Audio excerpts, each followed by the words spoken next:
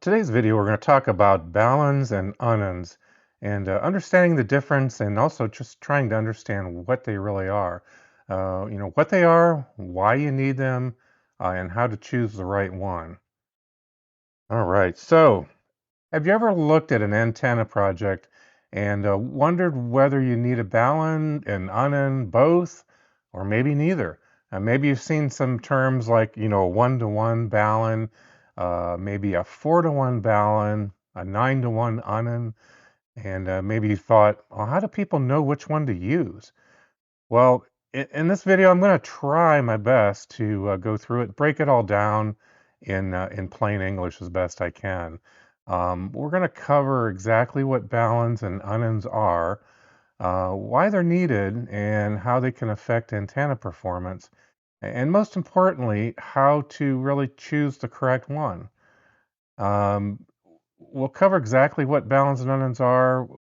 By the end of the video, hopefully you'll be able to look at most common amateur radio antennas and quickly determine what type of transformer, if any, you should be using. So, what is a balun? Well, let's just start out with the word itself. This is actually something I don't think I understood a long time ago when I first looked at this. The term balun is short for balanced to unbalanced, balanced to unbalanced. So BAL and then UN from the word unbalanced makes the word balun, BALUN. A balun is just a device that allows you to connect a balanced antenna to an unbalanced feed line. And so that raises another question. What's the difference then between balanced and unbalanced? Well, for balance, you have equal and opposite currents. So neither conductors tied to ground. Examples of those would be some dipoles, folded dipoles, and loops. And some unbalanced, in the unbalanced case, in the unbalanced case, you'd have one conductor is effectively ground or shield, currents really not equal on both conductors. And some examples that you might have there would be like your coax cable, some vertical antennas with radials, and on most station feed lines. The most common example probably would be this a dipole. Um, a dipole is balanced. Coax is unbalanced. So when you connect them directly, the currents may not stay balanced. Some RF can travel down the outside of the coax shield, and it creates what's called a common mode current. So the next obvious question would be, what problems does a balun even solve? Yeah, that's actually a really good question. When RF starts flowing on the outside of your feed line, several problems can occur. You might experience RF in the shack. You could have distorted antenna patterns, increased noise pickup, unpredictable SWR, standing wave ratio readings, and even interference to nearby electronics. Um, a properly designed balun helps force the currents to remain balanced and prevents the feed line from becoming part of the antenna. So, here's an example here, just kind of showing the RF current on the outside of a feed line. So you could have, you've got these, you get these unwanted currents, it turns your feed line into basically part of the antenna. So again, without the balun, your feed line radiates, you can get pattern distortion, extra noise, but with the balun, you get better current balance, you get reduced feed line radiation, and you get more predictable performance. Well, now let's talk about the Unun. An Unun is short for unbalanced to unbalanced. So you can see they took the letters UN and made Unun. Okay, so unlike a balun, it's not converting between balanced and unbalanced systems. Instead, it's primarily being used to transform impedance. So here you got an example. Here's a 9-to-1 on an unbalanced to balance transformer, and then this is really here used to match really high impedance antennas down to 50 ohms. There are examples of this. You've got, say, like coax to your end-fed wire, an end-fed random wire type antenna. You may need to use a 9-to-1 for a situation like that. It's used for a tuner adjusting match. So your antenna tuner matches your antenna to your radio, and something like a 9-to-1 Unun could get it to a point where it's tunable by your tuner. A very common example is this 9-to-1 Unun used with random wire antennas. If the feed line there would be unbalanced. The wire antenna is also treated as unbalanced. So the Unun just kind of transforms that impedance into a range that your tuner can work with. And so now I just want to talk briefly about understanding impedance ratios. This is an area where a lot of hams get confused, because the ratio on a Balun or an Unun refers to the impedance transformation. So, for example, a 4-to-1 device does not divide the voltage by 4. Instead, you're transforming the impedance by a factor of 4. So that may be a confusing part of it to some. In other words, like, if you got an example here, we got, 500 ohms times 4 is 200 ohms, 200 ohms divided by 4 is 50 ohms. So if you've got an antenna feed point that's, say, approximately 200 ohms, a 4-to-1 transformer can bring that closer to 50 ohms. We're trying to get as close to 50 ohms as we can, because that's really what the feed point is needing to be. Likewise, you've got situations where you're just using a 1-to-1, and which is no impedance transformation, or a 4-to-1, which is 4 times impedance transformation, or a 9-to-1 is 9 times impedance transformation. So the whole goal of this is to try to make the transmitter happy.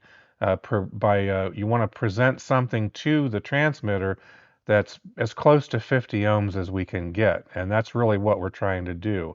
And in some antenna situations, again, you can't really get perfectly there, but if you get it into a range where the tuner can take over, that's really what you need. Now I want to cover just a few common Balun types.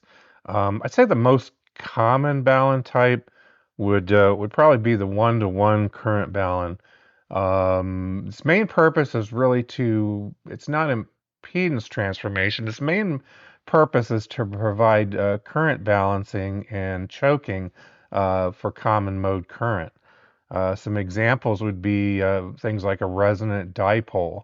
With a resonant dipole, you could use a 1-to-1 Balun, and that Balun is just really going to be serving to choke any common mode current that you might have. Also, you've got things like fan dipoles, folded dipoles. Again, here, with a folded dipole example here, you've got a 4-to-1 Balun. A 4-to-1 Balun is commonly used when you've got a balanced antenna has a feed point impedance that might be around, let's say, 200 ohms, because, if you can divide that 200 by 4, you're getting it down to that 50 ohms that makes your transmitter happy.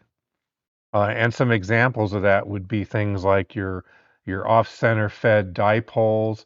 Um, you've got the feed points off-center as opposed to a normal dipole where both legs are equal. For certain antennas you might use, for doing parks on the air or portable operations, some loop antennas, things like that. You would be definitely looking into something like that. Then common Unun types. So a 1-to-1 Unun may be used when no impedance transformation is needed, but you still need some isolation or specific feed arrangements are desired. Some examples here would be certain vertical antennas, some matching systems, a 9-to-1. A famous one, again, is the 9-to-1 Unun, which again, those are used a lot with a random wire type antenna. Again, the wire might have an impedance of several hundred ohms, and the 9-to-1 will get it down into a range where the tuner can finish the job. Now, you got to keep in mind, a 9-to-1 Unun does not magically make every wire resonant. Examples there would be like your random wire type, either vertical or horizontal. You're almost certainly going to need a tuner for those. These are not a magic device. They're going to get you down in a range where your tuner can take over. And again, this video is really just a quick overview. I'm not going into a whole lot of detail. Maybe I can do that in a future video. But what I wanted to do is just real quickly go through a quick reference of several antennas, and what they might use. Like for example, here a resonant dipole coax use here. You've got a one-to-one current balun. The dipole again is a balanced antenna. RF currents are equal and opposite. The one-to-one current balun prevents RF current from flowing on the outside of the coax, and it keeps RF where it belongs. It keeps it in the antenna, and that's really the goal of it. So you can see over there on the right where it kind of shows a little bit of how it works. You've got your balanced currents from the antenna, and then you've got balanced currents, from the other leg of the antenna, and then your balun here is just blocking any common mode currents on the coax. So your coax back to the radio again, that's unbalanced. But a good tip though is a one-to-one current balun near the feed point is a really good way to eliminate common mode current and improve performance. Then again, we've got the fan dipole here. So I'd say if you remember only 3 things from this entire video, I would say remember these. Number 1, a balun connects balanced antennas to unbalanced feed lines. Number 2 would be an Unun connects unbalanced systems to unbalanced systems.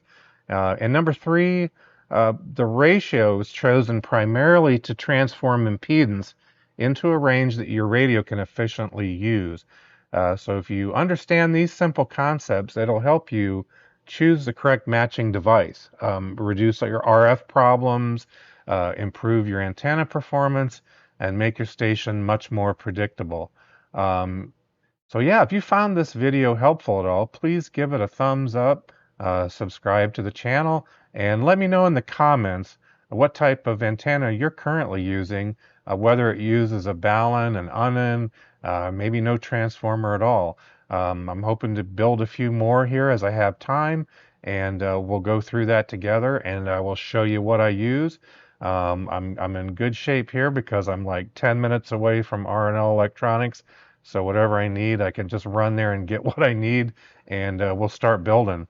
All right, well, I hope you enjoyed the video. Thanks for watching, and 73.